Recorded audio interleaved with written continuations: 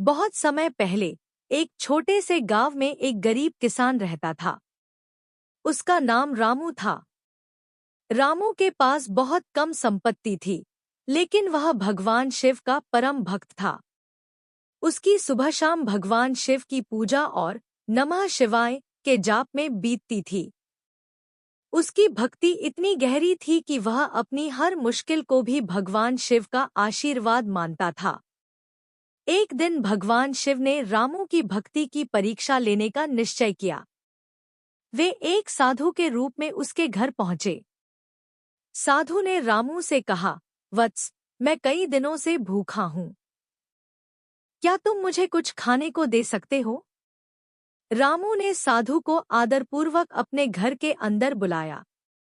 उसने जो भी थोड़ा बहुत भोजन अपने परिवार के लिए बचा रखा था, वह सब साधु को परोस दिया।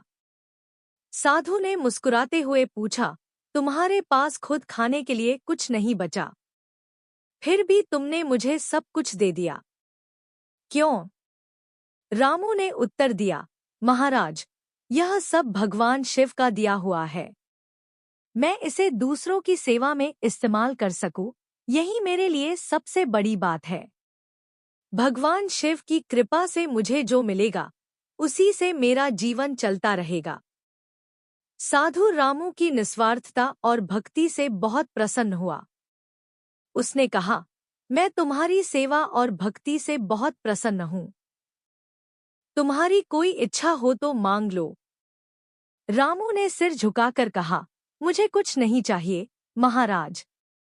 मेरी बस यही इच्छा है कि मैं हमेशा भगवान शिव की भक्ति में लीन रहूं और एक बार उनके दिव्य दर्शन कर सकूं। यह सुनकर साधु ने अपना असली रूप प्रकट किया। वह स्वयं भगवान शिव थे। भगवान शिव ने कहा, वत्स, तुम्हारी भक्ति और निस्वार्थता अद्वितीय है।